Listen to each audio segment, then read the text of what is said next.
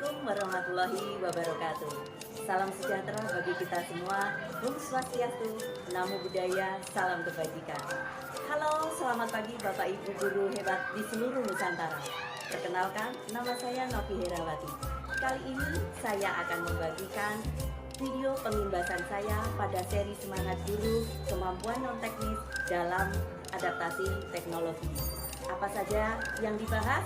Bagaimana keseruannya? Yuk kita simak sama-sama. Selamat pagi Bapak Ibu. Selamat pagi. Tetap semangat ya. Semangat. Terima kasih. Assalamualaikum warahmatullahi wabarakatuh. Waalaikumsalam warahmatullahi wabarakatuh. Terima kasih. Pagi ini kita sudah bersama-sama berkumpul kembali di ruangan ini. Ini saya acaranya pengimbasan Bapak Ibu. Pengimbasan apa yang sudah saya lakukan dan saya pelajari pada Semangat Guru Kemampuan Non-Teknis dalam Adaptasi Teknologi angkatan ke-14 ya. Mungkin di sini Bapak Ibu guru sudah ada yang mengerjakan atau bahkan sudah sampai selesai untuk mengerjakan tahapan seri Semangat Guru ini. Proses. Sudah, Bu. Oh ya, terima kasih. Berarti tetap semangat ya Bapak Ibu ya. Semangat. Oke. Untuk itu di sini saya akan mengulas apa saja yang sudah pernah saya pelajari. Ada berapa pelajaran yang mungkin sudah diterima? Mungkin Bapak Ibu di sini ada yang tahu mungkin? Silakan, monggo. Oke, monggo Pak. Saya Ya. Pelajaran yang sudah dipelajari ataupun yang sudah diberikan sama Ibu ada 6, Bu. Iya. Ya, pelajaran 1 resiliensi. Nah, yang pelajaran 2 critical thinking, Iya. kemudian pelajaran 3 creativity, kemudian pelajaran 4 communication, pelajaran 5 empowered teacher, dan yang pelajaran 6 adalah kolaborasi. Baik, terima kasih untuk Bapak partisipasinya. Semangat. Terima kasih Oke. sama-sama, Bu. Iya. Dari ke-6 pelajaran yang sudah disebutkan Bapak tadi, saya akan mencoba mengulas apa saja yang dimaksud dengan yang pertama tadi adalah resilient, ya, resilient. Resilient di sini saya mengartikan adalah tangguh dan teknologi Bapak Ibu. Ya. Untuk yang kedua adalah critical thinking. Apa yang ada ini dimaksud? Barangkali ada yang tahu? Critical thinking adalah berpikir kritis, tepat. Terima kasih, selamat untuk Bapak Ibu. Ternyata sudah sedikit tahu banyak ya dalam pelajaran ini. Baik, kita lanjutkan. Yang ketiga adalah creativity. Creativity di sini yang dimaksud adalah konten dan teknik penceritaan ya Bapak Ibu. Baik, kita lanjutkan. Yang keempat adalah komunikasi. Komunikasi yang efektif. Yang kelima adalah empowered teacher. Empowered teacher di sini adalah penerapan kelas campuran. Yang keenam adalah kolaborasi. Kolaborasi di sini saya mengartikan adanya kolaborasi dan dampak. Sekarang kita menuju pembahasan dari pelajaran 1 yaitu resilient, tangguh dan teknologi. Di sini resilient itu saya mengartikan adalah kemampuan seseorang untuk bangkit dari desakan kemunduran atau kegagalan. Di sini juga mempelajari tentang SAMR. Apa itu SAMR? Nah, di sini saya jabarkan. S-nya itu adalah substitution, yang A-nya itu adalah augmentation, yang M-nya itu adalah modification, yang ke R-nya adalah redefinition. Ya, di sini apakah SAMR ini? Ini adalah merupakan suatu kerangka yang mengilustrasikan tingkat kematangan seseorang memanfaatkan teknologi dan pembelajaran. Apakah ada kaitannya antara SAMR dan resiliensi? Di sini ada kaitannya tentu, yaitu mempelajari teknologi, yaitu untuk memberikan gambaran seberapa resiliennya kita dalam memanfaatkan teknologi dalam pembelajaran. Menginjak pelajaran yang kedua Bapak Ibu, yaitu critical thinking, yang sudah Bapak Ibu sedikit pahami adalah berpikir kritis dalam hal teknologi. Critical thinking di sini saya menjabarkan saja, pengertiannya adalah keterampilan seseorang dengan akurat memutuskan sikap terhadap suatu informasi. Ini maksudnya kita memberikan memberikan sedikit keputusan bahwa kita maukah setuju ataukah ditunda dulu. Monggo Bu, monggo. Silakan Bu. Gitu. Monggo silakan. Silakan. Baik, saya lanjutkan. Kita memberikan keputusan pada sesuatu masalah, apakah kita menyetujuinya ataukah masalah ini ditunda dulu ataukah sama sekali tidak menyetujuinya. Oke. Ini dalam kaitannya critical thinking atau berpikir secara kritis.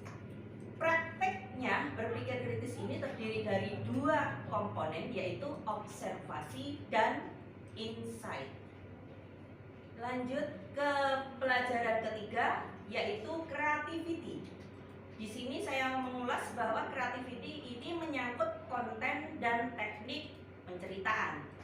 Yang pertama, konten ini adalah segala bentuk komunikasi, terutama audio, visual yang berisi sebuah informasi, hiburan, ataupun ajakan.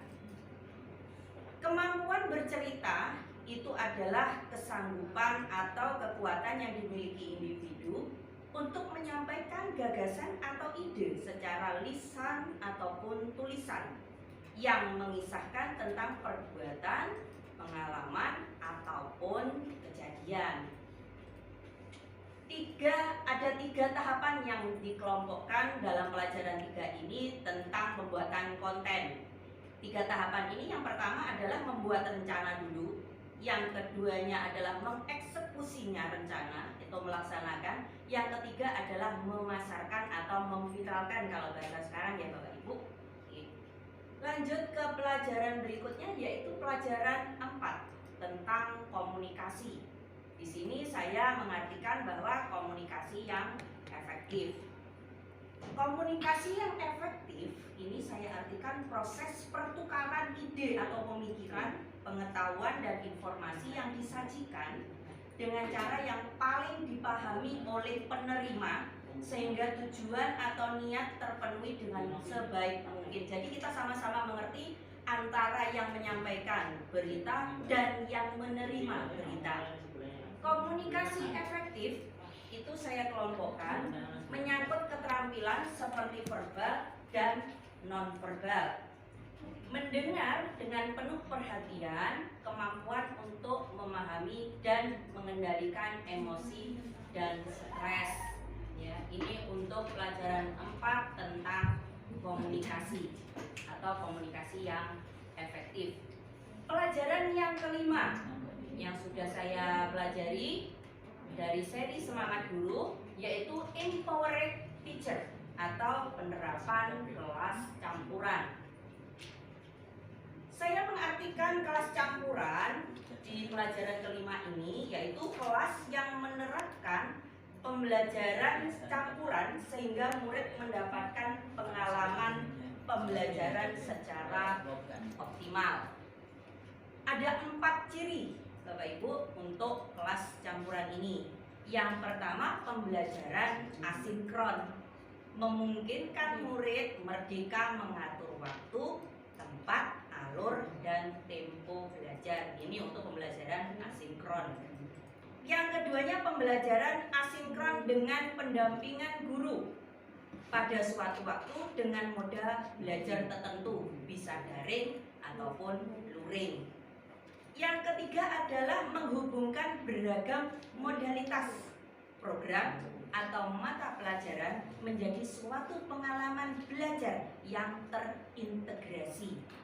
Yang keempat, membantu murid menjadi pelajar merdeka dalam mencapai sasaran belajar yang disepakatinya. Dari kelima pelajaran ini mungkin ada Bapak Ibu yang bertanya, mungkin ada? Tidak ada, berarti saya lanjutkan ya untuk pelajaran yang terakhir, yaitu pelajaran 6. Pelajaran 6 di sini saya mendapatkan pelajaran tentang kolaborasi. Saya mengartikan di sini kolaborasi dan dampaknya. Kita berkolaborasi itu pasti ada dampaknya. Untuk menghasilkan proses pembelajaran yang sangat bermakna di kelas, selain fokus pada desain pembelajaran guru, juga dapat melakukan yang pertama dengan mengikuti berbagai kelas peningkatan kapasitas guru. Jadi kita sebagai guru itu wajib sekali untuk meningkatkan pengetahuan kita, literasi kita terhadap pengetahuan-pengetahuan supaya wawasan kita menjadi lebih banyak dalam mengasah keterampilan kita sebagai guru atau pengajar.